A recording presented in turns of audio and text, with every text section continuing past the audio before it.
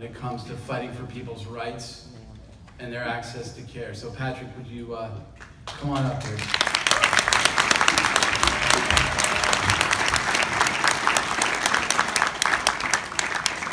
Dr. John in the house. Let's give a great round of applause for Dr. Sherin. The best. We need leadership. None of this is going to happen without leadership. Darrell Steinberg provided incredible leadership that we have not been able to find anywhere else in the country when it comes to the commitment of dollars for these causes. And Darrell Steinberg, thank you for your leadership. You've set an example not only here but across the country.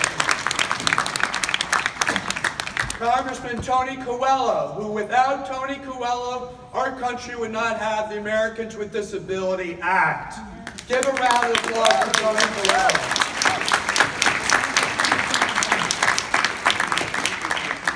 I am honored to be here. John gave me that really nice introduction. I often say when they acknowledge that I am the leader of mental health and addiction nationally, that should tell you how bad off we really are as a nation. So the reason I am the leader is really by default. It's because no other member of Congress, when I was elected, this was after Tony had left, would want to put their name first on a bill with mental health and addiction on it. So I come from the smallest state in the country, Rhode Island. And I was the youngest member of Congress when I was elected at 27. And I was in the minority party because Newt Gingrich had become Speaker of the House. So suffice it to say, I was the lowest guy on the totem pole. You got the picture? And the way it works either up in Sacramento or in Washington, D.C. is you have to have a lot of gray hair or no hair at all before you get to put your name first on anything popular. Because, of course, every politician is fighting all over themselves and their colleagues to get ahead and be the first name on this popular bill and the first name on that popular bill. So it tells you a lot about mental health and addiction that the youngest member of Congress from the smallest state in the country and in the minority party got to put his name first on a bill called the Mental Health Parity and Addiction Equity Act.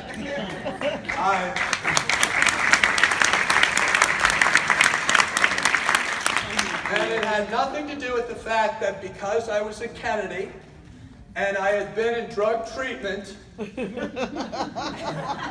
that it was well known. Because the guy that I was in drug treatment with sold his story to the National Enquirer that he was my roommate in rehab. And so all of that confidentiality that I would hope that John Sherin as a psychiatrist would protect if he were my therapist, even though he sort of informally acts as a therapist to me whenever I'm out on the West Coast. All of that HIPAA privacy was gone. But it liberated me in a certain sense. Because now I could sign that bill and not have to worry about the press asking me, have you ever been treated for a mental health or addiction condition? Has anyone in your family? Because you see, that was the worry that most of my colleagues had. And they had one of two choices. They could say yes, in which case there'd be 35 more questions like, how did it work out? What medications are you on? And of course, how are you? You know, and who wants to answer those questions? And of course, the easiest answer is no. Get the hell away from me. And in which case, the press would just be all over them. So this is why I have the dubious honor of being the leader of mental health and addiction, just by default. So the irony of all ironies is that, as is in the case with mental illness and addiction, I was the last one to know that I also suffered from a mental illness and addiction, even though I had been to treatment. The layers and layers and levels of denial on my own part made for a very interesting paradox that while even I was the sponsor of the national legislation saying we shouldn't discriminate against mental illness and addiction and we should fight stigma, whenever it came to my needing treatment, I used to tell the hospitals not to send me down to the psychiatric ward. God forbid anybody find out. I would tell them, take care of me right here in the regular hospital. Because don't you know who I am? I can't afford to get caught being the champion of mental health and also having a mental health issue. This is the big irony, right? And frankly, it wasn't until I left Congress in 2011 that I was finally able to get permanent sobriety. I am proud to say that since February 22nd, 2011, I've not had the need to drink or drug. All right.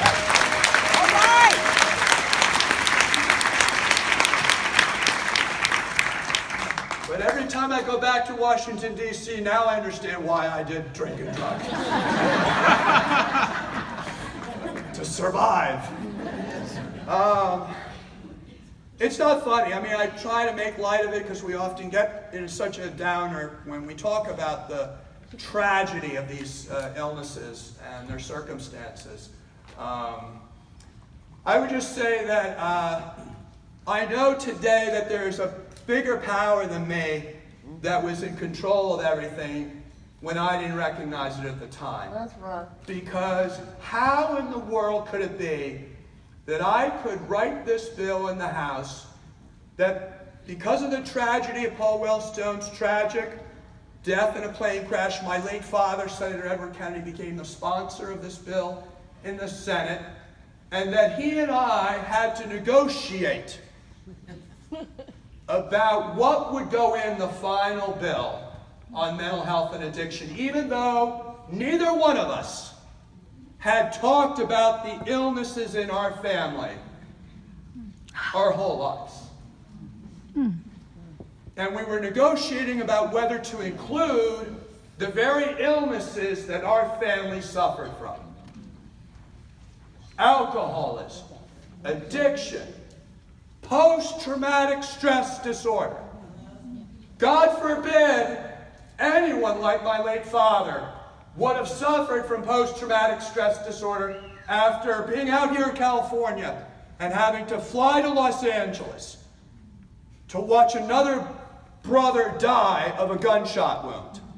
God forbid anyone would have said to him, maybe you need some help, Ted, because no one on this earth could go through what you went through not be affected. But no one said anything to my dad after that, like, you need to get some help. They all let him continue on in silent desperation. And as a child of his, with my brother and sister, we grew up with that. We grew up with my mother's debilitating alcoholism. We had all the nation's leading thought leaders come to our house, and my mother would shuffle through our house, and none of them would look up and make one comment about my mother, because they were all in on the conspiracy of silence, hoping, like we did, that my mother would go back quietly and lock her door so she wouldn't have to embarrass us anymore by her presence. So how ironic that I had the good fortune to be part of a movement that, as Daryl said, is just starting to come of age, that will make sure that this cycle of denial does not happen again in our country for another generation of Americans.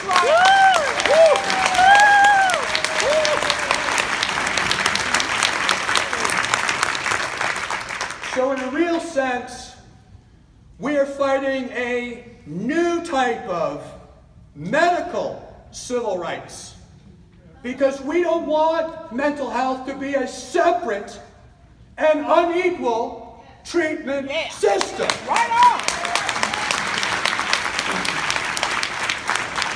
don't want to have people, just because their illness is an illness of the brain, to have to go down and drink from the colored water fountain anymore. That's right.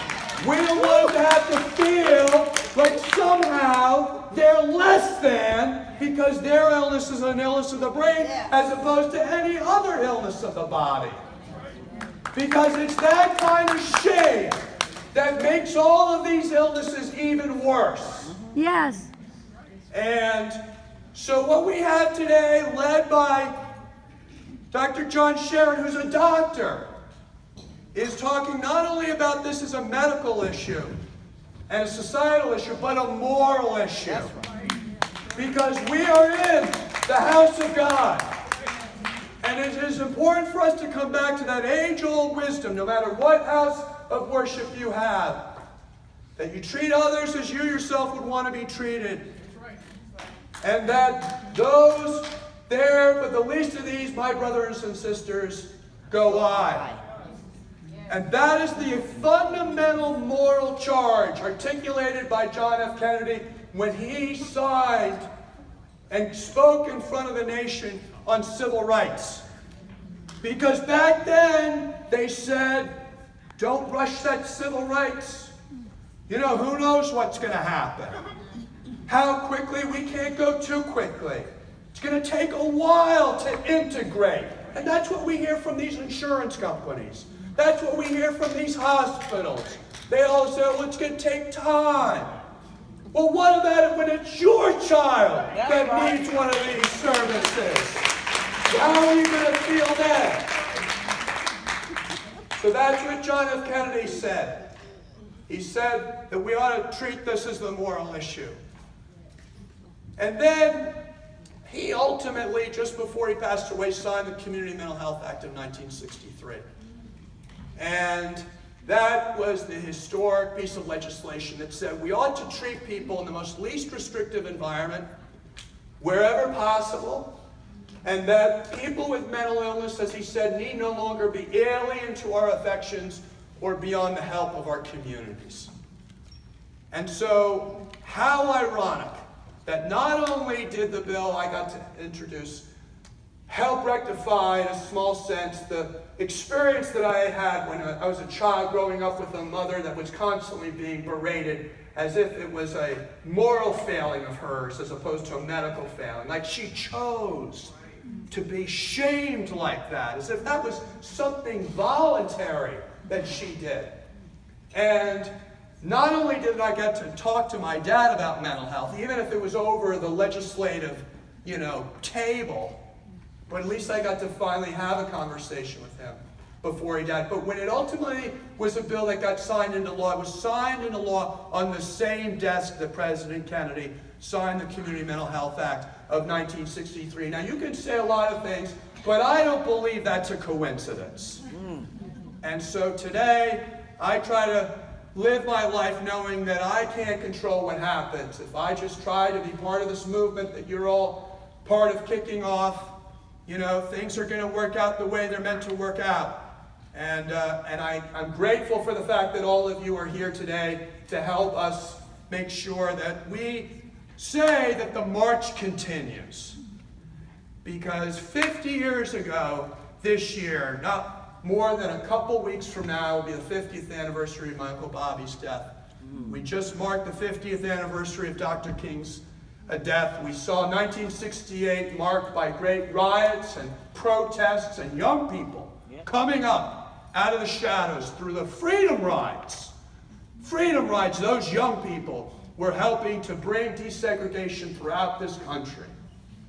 And wouldn't it be appropriate in that historical dimension for us to say 50 years later, we're carrying on Dr. King's vision of a more beloved community because we're pairing up on a new freedom ride, and that is to liberate those brothers and sisters of ours who were shackled by the current system of mental health and denied the treatment that they are due because of the dignity of who they are as human beings. Thank you very much.